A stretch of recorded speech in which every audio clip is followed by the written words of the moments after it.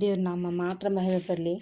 ಯಾವಾಗಲೂ ನಾನು ಎಲ್ಲರಿಗೂ ಏನು ಹೇಳೋದಂದರೆ, ಏನೇ ತಪ್ಪು ಮಾಡಿದ್ರೆ ಮೊದಲಾಗಿ ನಾವು ದೇವ್ರ ಹತ್ರ ಪಾಪ ಕ್ಷಮಾಪಣೆ ನಾವು ಕೇಳಬೇಕು. ನಮ್ಮ ಪ್ರಾರ್ಥನೆ ಕೇಳಬೇಕಾದ್ರೇ ನಾವು ದೇವರಲ್ಲಿ ಮೊರೆ ಹೊಕ್ಕಿ ನಮ್ಮ ಪಾಪಗಳನ್ನು ಕ್ಷಮಿಸಿ ಏಸಪ್ಪ ಅಂದಾಗ ಖಂಡಿತವಾಗಿ ದೇವರು ಕ್ಷಮಿಸ್ತಾರೆ. ಅಂಥ ದೇವರು ಕ್ಷಮಿಸುವ ಅಂಥವ್ರಿಗೆ ಎಂಥ ಒಂದು ವಾಸಿಯಾಗುತ್ತಂದರೆ ನೋಡಿ, ಯಾವನ ದ್ರೋಹವು ಪರಿಹಾರವಾಗಿದೆಯೋ, ಯಾವನ ಪಾಪವು ಕ್ಷಮಿಸಲ್ಪಟ್ಟಿದೆಯೋ ಅವನೇ ಧನ್ಯನು. ಯಾರು ಕ್ಷಮಿಸೋದು?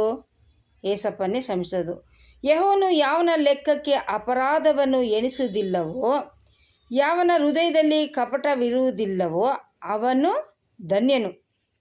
ಇದು ಕ್ಷಮಿಸಿದಂಥ ಜನರಿಗೆ. ನಾನು ನನ್ನ ಪಾಪಗಳನ್ನು ಅರಿಕೆ ಮಾಡದೆ ಇದ್ದಾಗ ದಿನವೆಲ್ಲ ನರಳುವುದರಿಂದ ನನ್ನ ಎಲುಬುಗಳು ಸವೆದು ಹೋಗುತ್ತಿದ್ದವು. ಹಗಲಿರಲು ನಿನ್ನ ಶಿಕ್ಷಾಹಸ್ತವು ನನ್ನ ಮೇಲೆ